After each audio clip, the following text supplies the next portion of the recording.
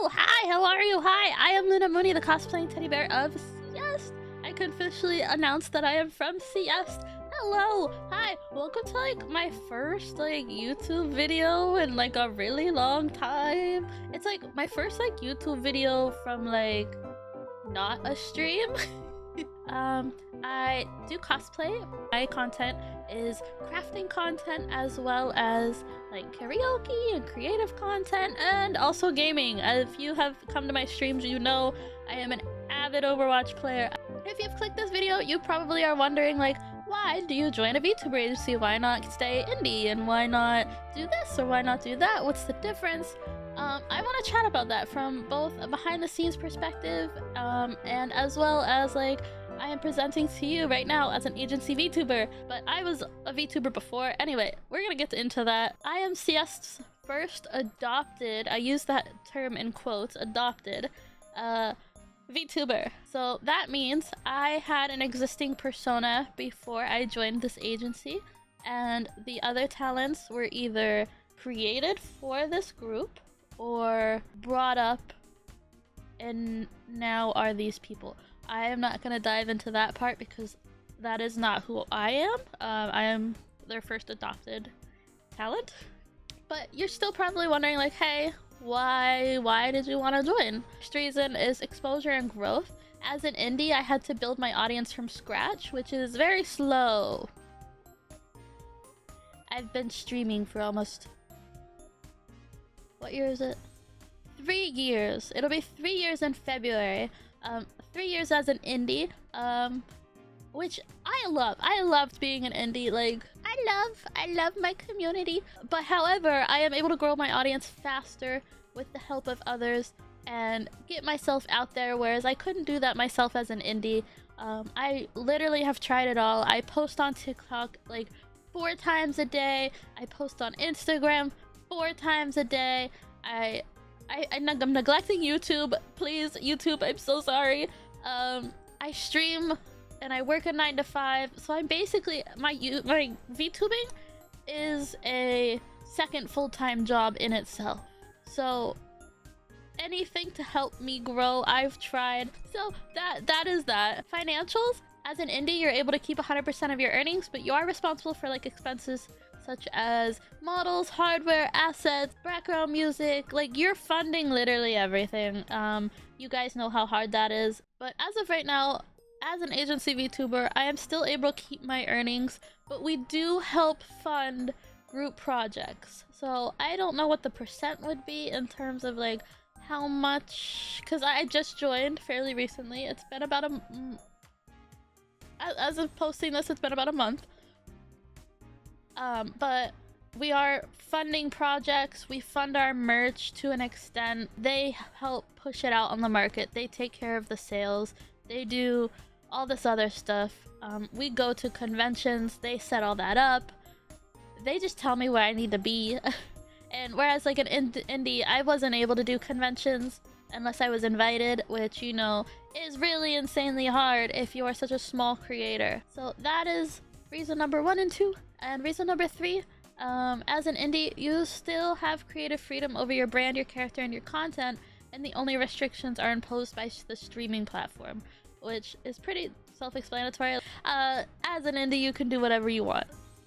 That is to an extent. You have to follow TLS, but like that is what that is. As an agency VTuber, I still have creative freedom to make whatever I'd like. However, I not only represent myself now, I am repping everyone and the brand. But I'm still just as crazy as before. And I'm so sorry to CS for having to deal with me. I am probably one of the like most unfiltered members of that group. For support and resources, as an indie, you handle all the aspects of production, business, and legal matters, which I have experience with because, as you guys know, or maybe you don't know, I have launched my own merch before I joined CS. I've run my own merch store, so I'm buying website URLs. I'm setting up shops. I'm paying for Shopify to help run these shops. I'm doing like all this other stuff. I'm buying all the merch myself. I'm paying for the art. I'm paying for the commercial rights. It's so much For an agency VTuber, there's a benefit from extensive support systems, including managers, brand connections, marketing teams, legal help, and more projects that I wouldn't be able to do myself. You know, like, I'm gonna have more help running merch. I'm gonna have more help doing all this. I might not have to have 5 million websites to run 5 million things.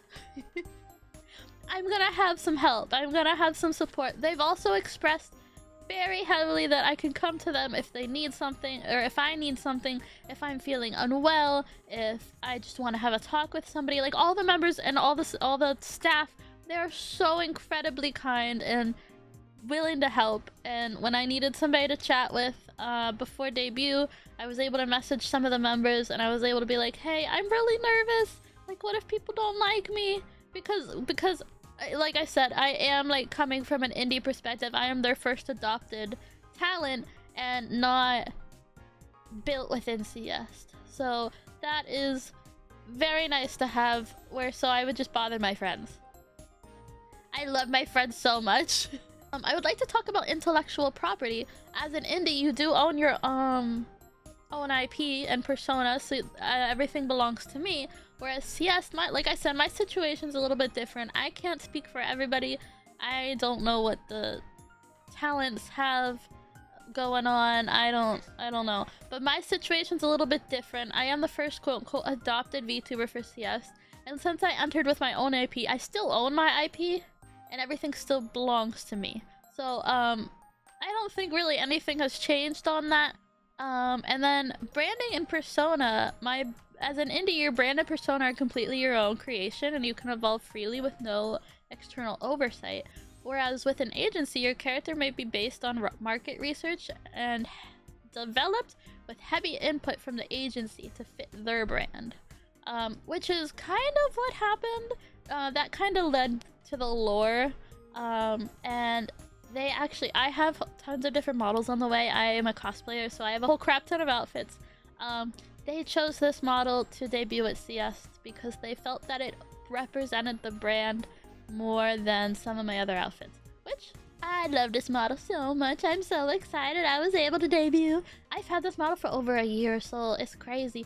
Who knew holding on to this model would lead me to so many wonderful benefits? But that is, like, everything I could think of in terms of indie versus agency, and some things that people might have not expected in a way. If you guys have any questions, please do send them below. I am very active. I am chronically online. I will get your things and I will reply in the blink of an eye. So please leave your questions down below. And if you want to learn more about Cieste, feel free to click the links below. If you want to follow me on Twitch and see what I'm doing, click the links below. Everything's gonna be down below. And if you want to contact Cieste for anything, I don't know, follow us on Twitter or something. Thank you guys so much for watching, and I hope you guys have a lovely day, and I will see you guys in the next video. Goodbye!